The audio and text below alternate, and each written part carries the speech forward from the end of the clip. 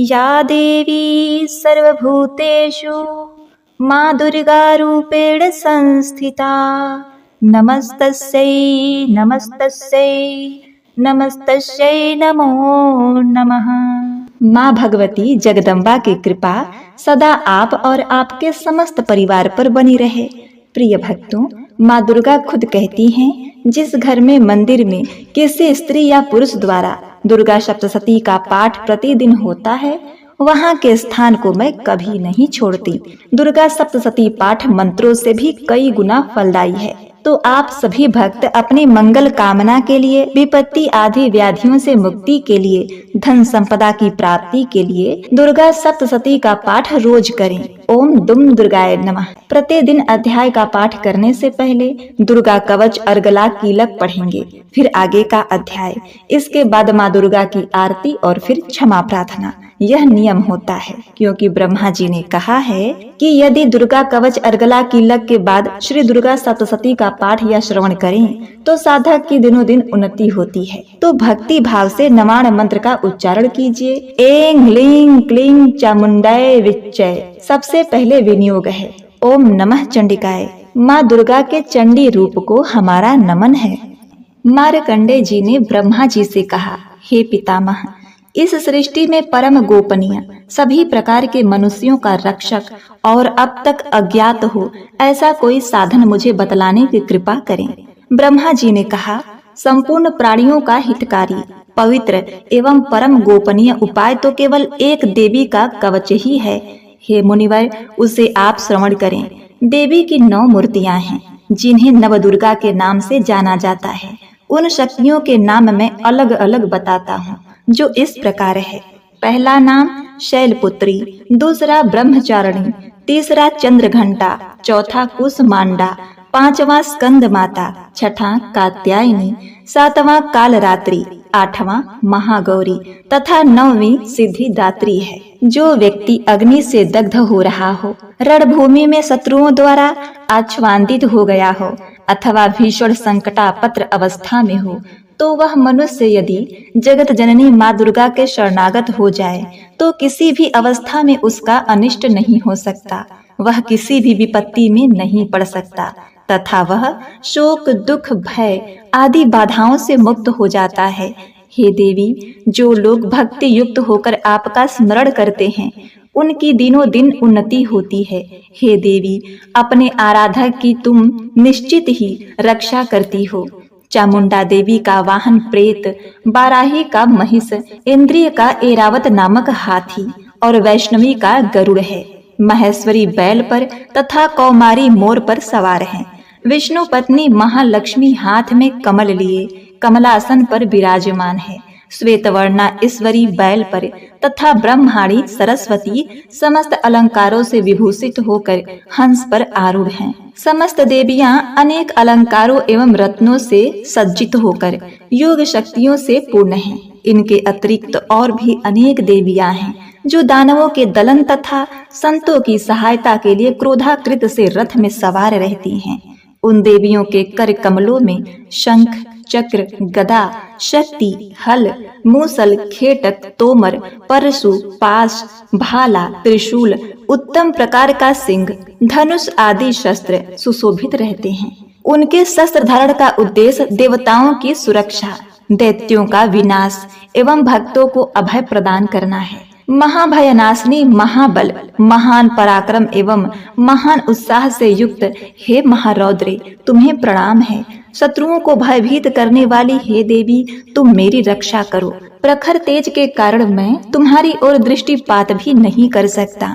इंद्रिय शक्ति पूर्व दिशा में मेरी रक्षा करें है। महाभयनाशिनी, महाबल, महान पराक्रम एवं महान उत्साह से युक्त हे महारौद्रे, तुम्हें प्रणाम है।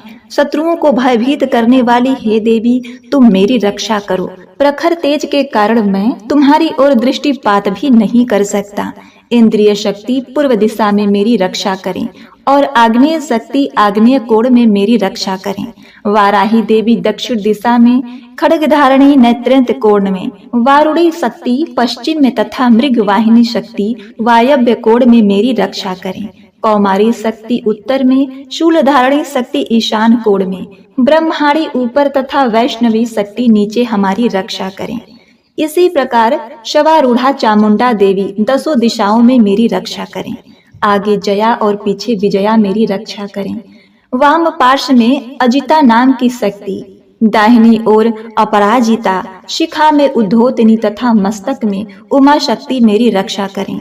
ललाट में मालाधारी, दोनों भवों में यशस्विनी, भ्रूम मध्य में त्रिनेत्रा तथा नासिका में यमघंटा शक्ति मेरी रक्षा करें। दोनों नेत्रों के बीच में शंखिनी, दोनों कानों के मध्य में द्वारवासिनी, कपोल में कालिका तथा कर्ण के मूल भाग में शंकरी शक्ति मेरी रक्षा करे। नासिका में सुगंधा, ऊपरी ओष्ठ में चर्चिका, अधरोष्ठ में अमृत कला और जीभ की रक्षा सरस्वती करें। मेरे दांतों की रक्षा कौमारी, कंठ के मध्य भाग में चंडिका, गले की त्रिघंटा तथा तालु भाग की रक्षा महामाया करे। कामाक्षी हड्डी की, सर्वमंगला वाणी की, भद्रकाली ग्रीवा की तथा धनुर्धरी शक्ति मेरी मेरुदंड रीढ़ की रक्षा करें। कंठ के बाहर नील ग्रीवा और कंठ की नली में नलकुवरी, दोनों कंधों की खड्गनी एवं वज्रधारणी शक्ति मेरी दोनों भुजाओं की रक्षा करें। दोनों हाथों की दंडिनी, अंगुलियों की अंबिका, नखों की शूलेश्वरी और कुछी भाग की कुलेश्वरी रक्षा करें। महादेवी स्तनों की तथा मेरे मन की रक्षा शोक विनाशनी शक्ति करे। ललिता देवी हृदय की एवं शूल धारणी शक्ति मेरे उदर की रक्षा करें। नाभि में कामिनी एवं गुप्तांग में गुहेश्वरी मेरी रक्षा करें। कामिका तथा पूतना लिंग की और महिषवाहिनी गुदा की रक्षा करें। भगवती कटी प्रदेश में तथा विंध्यवासिनी घुटनों की रक्षा करें। संपूर्ण कामनाओं को देने वाली महाबाला मेरी जंघा की रक्षा करें। दोनों पैरों की हड्डी की नरसिंही, दोनों पैरों के निचले भाग की तेजसी देवी, पैरों की उंगलियों की श्रीदेवी तथा तालुओं की रक्षा तलवासिनी करें। दंष्टा कराली नखों की, ऊर्ध्वकेशनी देवी केशों की, कौवेरी रोमावली छिद्रों में तथा बागेश्वरी मेरी त्वचा की रक्षा करें। पार्वती देवी रक्त, मज्जा, चर्बी, मांस, हड्डी और मेदे की रक्षा करें। काल रात्रि आतों की, मुकुटेश्वरी पित्त की, पद्मावती पद्मकोश की, चूड़ामणि कफ की, ज्वालामुखी नख राशि में उत्पन्न तेज की तथा अभेदा शक्ति संधि स्थलों की रक्षा करें। ब्रह्माणी शुक्र की, छत्रेश्वरी छाया की, धर्मधारणी शक्ति हमारे अहंकार, मन एवं बुद्धि की रक्षा करें। वज्रहस्ता प्राण, अपान, व्यान, उदान और समान वायु की तथा कल्याण शोभना शक्ति हमारे प्राण की रक्षा करें। रस रूप, गंध, शब्द तथा स्पर्श रूप विषयों का अनुभव करते समय योगिनी एवं हमारे सत्व, रज एवं तमोगुण की रक्षा नारायणी देवी करे। वराही आयु की, वैष्णवी धर्म की, चक्रणी यश, कीर्ति, लक्ष्मी, धन और विद्या की रक्षा करें। हे इंद्राणी, तुम मेरी कुल की एवं हे चंडिके, तुम हमारे पशुओं को रक्षण प्रदान करो। महालक्ष्मी पुत्रों की तथा भैरवी हमारे भार्या की रक्षा करें। सुपथा देवी पथ की, क्षेमकरी मार्ग की, महालक्ष्मी राज दरबार की एवं सर्वव्यापिनी विजया देवी भय से मेरी रक्षा करें। हे देवी, इस कवच में जिस शरीर स्थान की रक्षा की बात नहीं कही गई है, उन सभी स्थानों की पाप विनाशिनी जयंती देवी रक्षा करें। कल्याण का इच्छुक व्यक्ति इस कवच का पाठ किए बिना कहीं भी गमन न करे। इस कवच का पाठ करने वाला व्यक्ति जिन जिन स्थान पर जाता है, उसे उन सभी स्थानों पर धन की प्राप्ति, समस्त कामनाओं की उपलब्धि एवं विजय की प्राप्ति होती है। वह मनुष्य जिस वस्तु की इच्छा करता है, वह वस्तु उसे निश्चित ही मिलती है। इस दुर्गा कवच का पाठ करने वाला इस भूमि पर अतुल ऐश्वर्य प्राप्त करता है तथा उसे किसी से भय प्राप्त नहीं होता और वह युद्ध में विजेता होता है। उस व्यक्ति की पूजा त्रिलोक्य में होती है। यह कवच देवताओं के लिए भी दुर्लभ है। इस देवी कवच का जो लोग श्रद्धा पूर्वक त्रिकाल पाठ करते हैं, उन्हें देवी कला प्राप्त होती है तथा वे त्रिलोक्य में किसी से परास्त नहीं होते। वह प्राणी शतायु होता है तथा उसकी कभी अकाल मृत्यु नहीं होती। उसके लूता एक प्रकार का रोग जो सिर में खाज के रूप में होता है, विस्फोटक, चेचक आदि समग्र रोग नष्ट हो जाते हैं। उससे स्थावर विष, कनेर, भांग, अफीम आदि तथा जगम विष, सर्प, बिच्छू आदि के दंशन द्वारा उत्पन्न होने वाला विष का प्रभाव नहीं होता। किसी प्रकार के तांत्रिक कर्म, मारण, मोहन, वशीकरण, उच्चाटन, शक्तिकरण उसे व्याप्त नहीं होते। मंत्र, यंत्र, पृथ्वी एवं आकाश में गमन करने वाले ग्राम देवतादि, जलोत्पन्न, उपदेश सिद्धि, समस्त देवतादि, समस्त कुल देवता, कंठमाला, डाकिनी, शाकिनी तथा अंतरिक्षचारी, भूत, पिचास, यक्ष, गंधर्व, राक्षस, ब्रह्म राक्षस, बेताल, कुष्मांड तथा भीषण भैरवी, समस्त अनिष्टकारक जीव इस कवच के पाठ करने वाले व्यक्ति को देखते ही स्वयं नष्ट हो जाते हैं। इस कवच के पाठकर्ता को राज सम्मान प्राप्त होता है तथा वह प्राणी अपनी कीर्ति से इस भूतल को मंडित करता है। इस कवच पाठ की निरंतर जो सप्तशती का पाठ करता है, वह इस धरती पर तब तक बना रहता है जब तक पहाड़, वन, कानन युक्त यह पृथ्वी स्थित है। इस कवच का नित्य प्रति पाठ करने वाला व्यक्ति देह त्याग के पश्चात महामाया की कृपा से परम पद का अधिकारी होता है। यह शिव सामीप्य को प्राप्त कर आनंद पूर्वक निवास करता है। इस प्रकार देवी कवच समाप्त। मार्कंडेय जी ने कहा, जगदम्बिका के स्वरूप भूत जयंती, मंगला, काली, भद्रकाली, कपालिनी, दुर्गा, क्षमा, शिवा, धात्री, स्वाहा, स्वधा आदि देवियों को हम प्रणाम करते हैं। हे चामुंडे, आपकी जय हो। संपूर्ण जीवों की संताप विनाशिनी देवी, आपकी जय हो।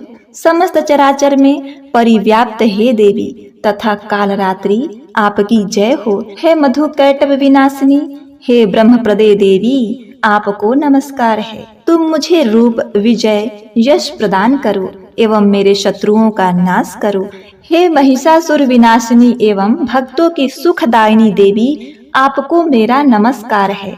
आप मुझे रूप, यश, जय आदि प्रदान करो और मेरे शत्रुओं का विनाश करो।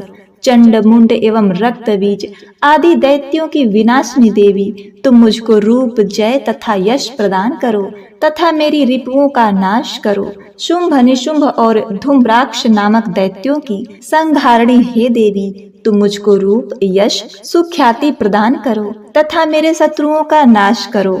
वंदनीय चरणों वाली और संपूर्ण सौभाग्यदायिनी देवी, तुम मुझे रूप, यश और कीर्ति प्रदान करो एवं मेरे शत्रुओं का संहार करो। यचिंत स्वरूपा एवं अचिंत चरित्र वाली शत्रु विनाशिनी हे देवी, तुम मुझे रूप, जय और कीर्ति दो और मेरे शत्रुओं का नाश करो। पाप विनाशिनी हे चामुंडे देवी, जो लोग तुमको श्रद्धा भक्ति पूर्वक नमन करते हैं, उन्हें तुम रूप, यश, सुकीर्ति प्रदान करो और उनके शत्रुओं का दमन करो। हे व्याधि विनाशिनी चंडिके देवी, जो लोग भक्ति भाव से तुम्हारा अभिनंदन करते हैं, उन्हें रूप, यश और जय प्रदान करो और उनके शत्रुओं का विनाश करो।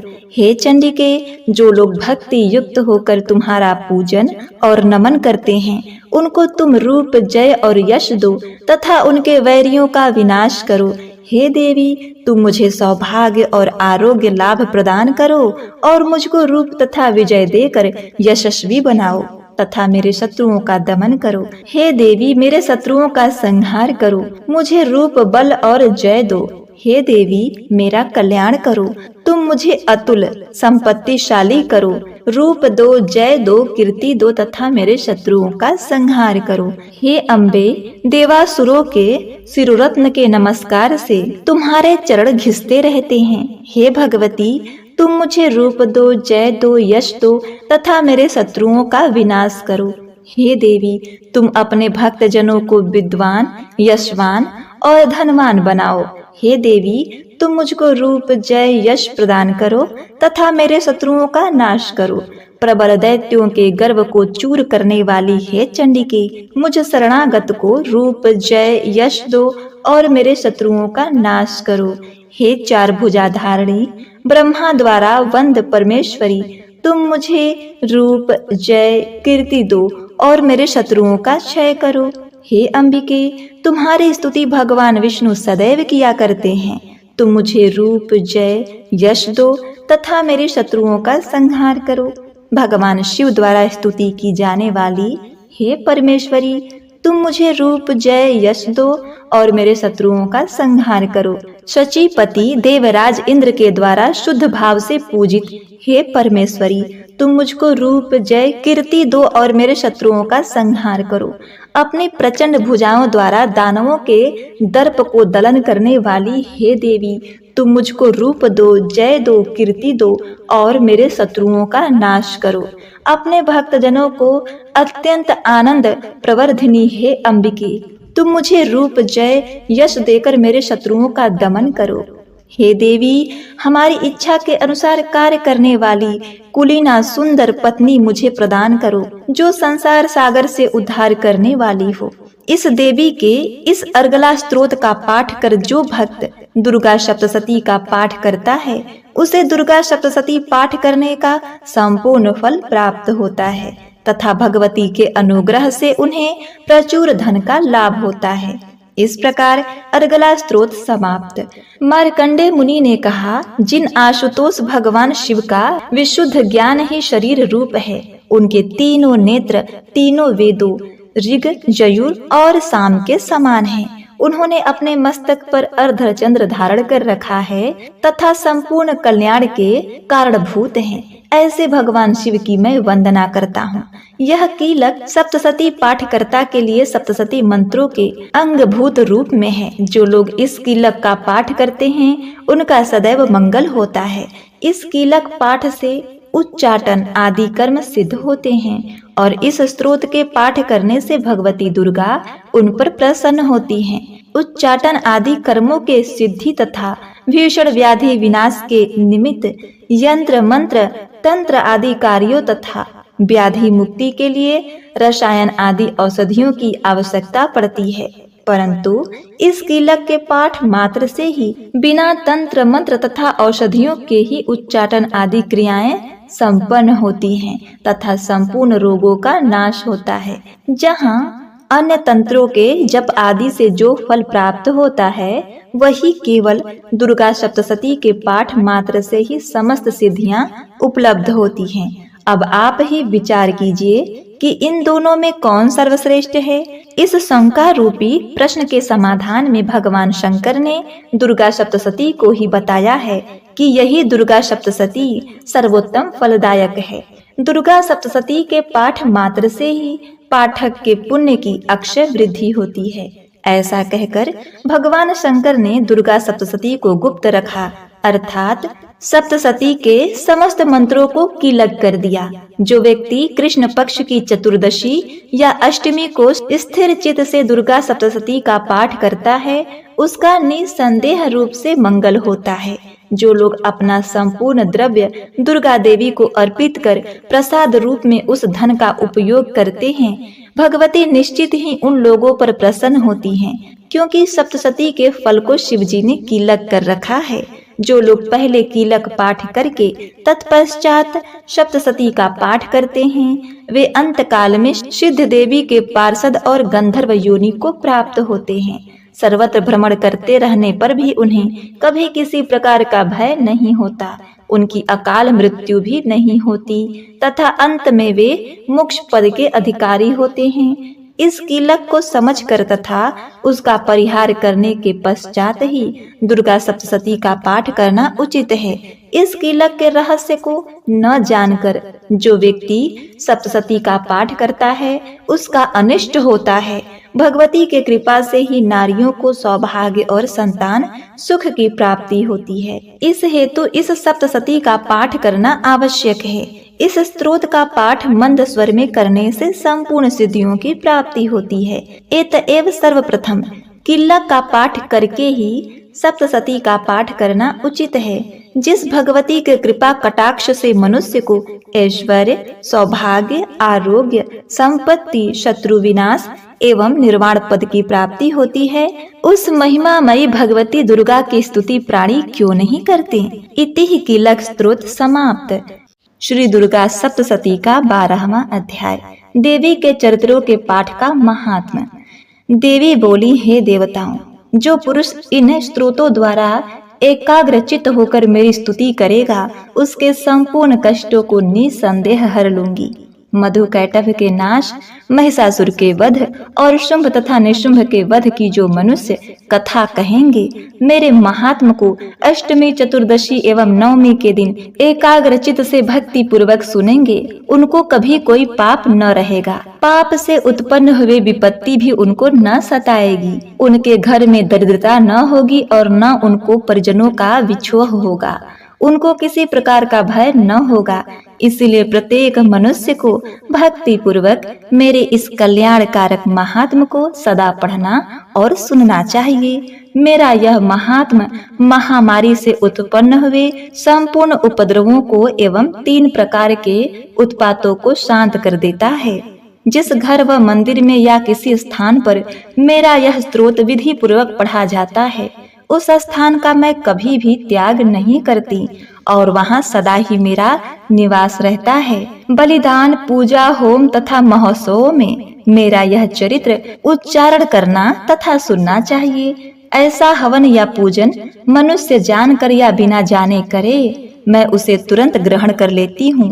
और शरद काल में प्रत्येक वर्ष जो महापूजा की जाती है, उसमें मनुष्य भक्ति पूर्वक मेरा यह महात्म सुनकर सब विपत्तियों से छूट जाता है और धन धान्य तथा पुत्र आदि से संपन्न हो जाता है। और मेरे इस महात्म व कथाओं इत्यादि को सुनकर मनुष्य निर्भय हो जाता है और महात्म के श्रवण करने वालों के शत्रु नष्ट हो जाते हैं तथा कल्याण की प्राप्ति होती है।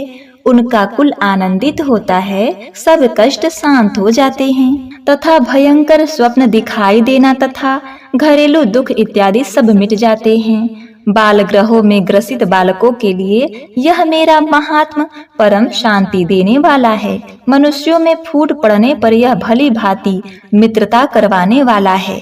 मेरा यह महात्म मनुष्यों को मेरी जैसी सामर्थ्य की प्राप्ति करवाने वाला है। पशु, पुष्प, अर्घ, धूप, गंध, दीपक इत्यादि सामग्रियों द्वारा पूजन करने से, ब्राह्मण को भोजन करा के, हवन करके, प्रतिदिन अभिषेक करके, नाना प्रकार के भोगों को अर्पण करके और प्रत्येक वर्ष दान इत्यादि करके जो मेरी आराधना की जाती है और उससे मैं जैसी प्रसन्न हो जाती हूँ, वैसी प्रसन्न मैं इस चरित्र के सुनने से हो जाती हूँ। यह महात्मा श्रवण करने पर पापों को हर लेता है तथा आरोग्य प्रदान करता है। मेरे प्रादुर्भाव का कीर्तन दुष्ट प्राणियों से रक्षा करने वाला है, युद्ध में दुष्ट दैत्यों का संहार करने वाला है। इसके सुनने से मनुष्य को शत्रुओं का भय नहीं रहता। हे देवताओं, तुमने जो मेरी स्तुति की है अथवा ब्रह्मा जी ने जो मेरी स्तुति की है, वह मनुष्यों को कल्याणमयी बुद्धि प्रदान करने वाली है। वन में, सूने मार्ग में अथवा दावानल में घिरे जाने पर, वन में चारों ओर से घिरा हुआ या शत्रुओं द्वारा पकड़ा हुआ, जंगल में सिंहों से, व्याघ्रों से या जंगली हाथियों द्वारा राजा के क्रुद्ध हो जाने पर मारे जाने के भय से, समुद्र में नाव के डगमगाने पर, भयंकर युद्ध में फंसा होने पर, किसी भी प्रकार की पीड़ा से पीड़ित, घोर बाधाओं से दुखी हुआ मनुष्य मेरे इस चरित्र को स्मरण करने से संकट से मुक्त हो जाता है। मेरे प्रभाव से सिंह, चोर या शत्रु इत्यादि दूर भाग जाते हैं और पास नहीं आते। महर्षियों ने कहा, प्रचंड पराक्रम वाली भगवती चंडिका यूं कहने के पश्चात सब देवताओं के देखते ही देखते अंतर ध्यान हो गईं और संपूर्ण देवता अपने शत्रुओं के मारे जाने पर पहले की तरह यज्ञ भाग का उपभोग करने लगे और उनको अपने अधिकार फिर से प्राप्त हो गए तथा युद्ध में देवताओं के शत्रुओं शुंभ व निशुंभ के देवी के हाथों मारे जाने पर बाकी बचे हुए राक्षस पाताल को चले गए। इस प्रकार भगवती अंबिका नित्य होती हुई भी बार बार प्रकट होकर इस जगत का कल्याण करती हैं, इसको मोहित करती हैं, जन्म देती हैं और प्रार्थना करने पर समृद्धि प्रदान करती हैं। हे राजन, भगवती ही महाप्रलय के समय महामारी का रूप धारण करती हैं और वही संपूर्ण ब्रह्मांड में व्याप्त हैं और वही भगवती समय समय पर महाकाली तथा महामारी का रूप बनाती हैं और स्वयं अजन्मा होते हुए भी सृष्टि के रूप में प्रकट होती हैं। वह सनातनी देवी प्राणियों का पालन करती हैं और वही मनुष्य के अभ्युदय के समय घर में लक्ष्मी का रूप बनाकर स्थित हो जाती हैं तथा अभाव के समय दरिद्रता बनकर विनाश का कारण बन जाती हैं। पुष्प, धूप और गंध आदि से पूजन करके उनकी स्तुति करने से वह धन एवं पुत्र देती हैं और धर्म में शुभ बुद्धि प्रदान करती हैं। तो प्रिय भक्तों, इस प्रकार से श्री दुर्गा सप्तशती का 12वां अध्याय समाप्त हुआ। अब आप सुनिए श्री दुर्गा सप्तशती का 13वां अध्याय। राजा सुरथ और वैश्य को देवी का वरदान। महर्षि मेधा ने कहा, हे राजन, इस प्रकार देवी के उत्तम महात्म का वर्णन मैंने तुमको सुनाया। जगत को धारण करने वाली इस देवी का ऐसा ही प्रभाव है। वहीं देवी ज्ञान को देने वाली हैं और भगवान विष्णु की इस माया के प्रभाव से तुम और यह वैश्य तथा और अन्य विवेकी जन मोहित होते हैं और भविष्य में मोहित होंगे। हे राजन, तुम इसी परमेश्वरी की शरण में जाओ। यही भगवती आराधना करने पर मनुष्य को भोग, स्वर्ग तथा मोक्ष प्रदान करती हैं। मार्कंडे ऋषि ने कहा, महर्षि मेधा की यह बात सुनकर राजा सुरथ ने उन उग्र व्रत वाले ऋषि को प्रणाम किया और राज्य के छीन जाने के कारण उसके मन में अत्यंत ग्लानि हुई और वह राजा तथा वैश्य तपस्या के लिए वन को चले गए। नदी के तट पर आसन लगाकर भगवती के दर्शनों के लिए तपस्या करने लगे। दोनों ने नदी के तट पर देवी की मूर्ति बनाई। पुष्प, धूप, दीप तथा हवन द्वारा उनका पूजन करने लगे। पहले उन्होंने आहार को कम कर दिया, फिर बिल्कुल निराहार रहकर भगवती में मन लगाकर एकाग्रता पूर्वक उनकी आराधना करने लगे।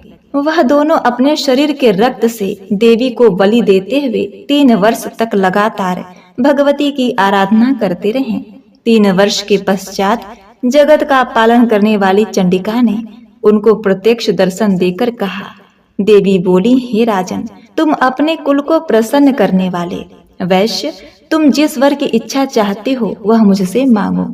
वह वर मैं तुमको दूंगी, क्योंकि मैं तुम पर अत्यंत प्रसन्न हूँ। यह सुन राजा ने अगले जन्म में नष्ट न होने वाला अखंड राज्य और इस जन्म में बलपूर्वक अपने शत्रुओं को नष्ट करने के पश्चात अपना पुनः राज्य प्राप्त करने के लिए भगवती से वरदान मांगा। और वैश्य ने भी, जिसका चित्त संसार की ओर से विरक्त हो चुका था, भगवती से अपनी ममता तथा अहंकार रूप आसक्ति को नष्ट कर देने वाले ज्ञान को देने के लिए कहा। देवी ने कहा, हे राजन, तुम शीघ्र ही अपने शत्रुओं को मारकर पुनः अपना राज्य प्राप्त कर लोगे। तुम्हारा राज्य स्थिर रहने वाला होगा। फिर मृत्यु के पश्चात आप सूर्यलोक के अंश से जन्म लेकर सावर्णिक मनु के नाम से इस पृथ्वी पर ख्याति को प्राप्त होंगे। कुल में श्रेष्ठ, आपने जो मुझसे वर मांगा है वह आपको देती हूँ। आपको मोक्ष देने वाले ज्ञान की प्राप्ति होगी। मार्कंडे जी कहते हैं, इस प्रकार उन दोनों को मनोवांछित वर प्रदान कर तथा अपनी स्तुति सुनकर भगवती अंतर ध्यान हो गई। और इस प्रकार क्षत्रियों में श्रेष्ठ वह राजा सुरथ भगवान सूर्य देव से जन्म लेकर इस पृथ्वी पर सावर्णिक मनु के नाम से विख्यात हुए। श्री सप्तशती देवी महात्म संपूर्ण। प्रिय भक्तों, इस प्रकार से श्री दुर्गा सप्तशती का यह 13वां अध्याय संपूर्ण हुआ। अब आप माता रानी की आरती, फिर उसके बाद क्षमा प्रार्थना का श्रवण करिए। जय अम्बे गौरी मैया, जय श्यामा गौरी, तुमको निस दिन ध्यावत हरि ब्रह्मा शिवरी। ओम जय अम्बे गौरी, मांग सिंदूर विराजत, टीको मृग मद को, उज्ज्वल से दो नैना चंद्र वदननी को। ओम जय अम्बे गौरी, कनक समान कलेवर रक्तांबर राजे, रक्त पुष्प गलमाला कंठन पर साजे। ओम जय अम्बे गौरी, के हरि वाहन राजत, खड़ग खपर धारी, सुर नर मुनि जन सेवत तिनके दुख हारी। ओम जय अम्बे गौरी। कानन कुंडल शोभित नासाग्रे मोती। कोटि चंद्र दिवाकर राजत सम ज्योति। ओम जय अम्बे गौरी। शुंभ निशुंभ विडारे महिषासुर घाती। धूम्र विलोचन नैना निशिदिन मदमाती। ओम जय अम्बे गौरी। चंड मुंड संहारे शौरिक बीज हरे। मधु कैटभ दो मारे सुर भयहीन करे। ओम जय अम्बे गौरी। ब्रह्माणी रुद्राणी तुम कमला रानी। आगम निगम बखानी तुम शिव पटरानी। ओम जय अम्बे गौरी। 64 योगिनी मंगल गावे नित्य करत भैरू। बाजत ताल मृदंगा अरु बाजत डमरू। ओम जय अम्बे गौरी। तुम ही जग की माता तुम ही हो भरता। भक्तन की दुख हरता सुख संपत्ति करता। ओम जय अम्बे गौरी। भुजाचार अति शोभित खड़ग खपर धारी। मनवांछित फल पावत सेवत नर नारी। ओम जय अम्बे गौरी।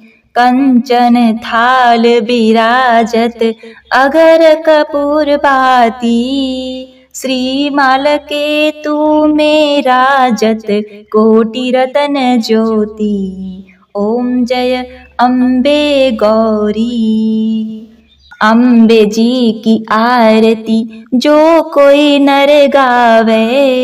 कहत शिवानंद स्वामी सुख संपत्ति पावे। ओम जय अम्बे गौरी। ओम जय अम्बे गौरी। मैया जय श्यामा गौरी। तुमको निश दिन ध्यावत हरि ब्रह्मा शिवरी। ओम जय अम्बे गौरी। प्रिय भक्तों, अब माता की आरती करने के बाद क्षमा प्रार्थना जरूर करनी चाहिए। तो दोनों हाथ जोड़कर माँ से क्षमा प्रार्थना करते हैं। हे परमेश्वरी, मेरे द्वारा दिन रात बहुत से अपराध होते रहते हैं।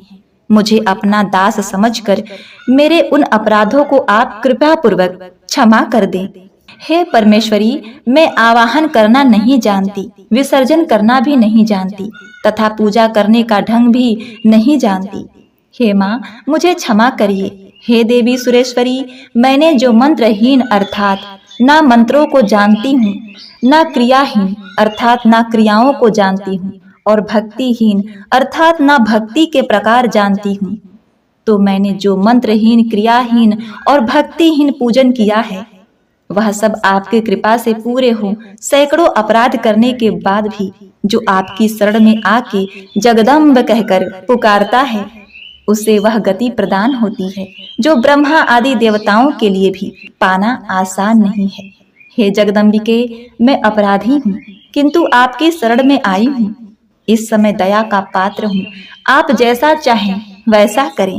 हे देवी परमेश्वरी, अज्ञानवश भूल से या बुद्धि भ्रष्ट होने के कारण मैंने जो भी शून्यता या अधिकता कर दी है वो सब क्षमा करें और प्रसन्न हो। हे सच्चिदानंद स्वरूपा परमेश्वरी, जगत माता कामेश्वरी, आप प्रेम पूर्वक मेरी यह पूजा स्वीकार करें और मुझ पर प्रसन्न रहें। हे देवी सुरेश्वरी, आप गोपनीय से भी गोपनीय वस्तु की रक्षा करने वाली हैं। मेरे निवेदन किए हुए इस जप को ग्रहण करिए। आपकी कृपा से मुझे सिद्धि की प्राप्ति हो। इस प्रकार क्षमा प्रार्थना मंत्र के पाठ से दुर्गा माता आपके जाने अनजाने में किए हुए सारे अपराधों को क्षमा करेंगी और उनकी कृपा सदैव आपके ऊपर बनी रहेगी।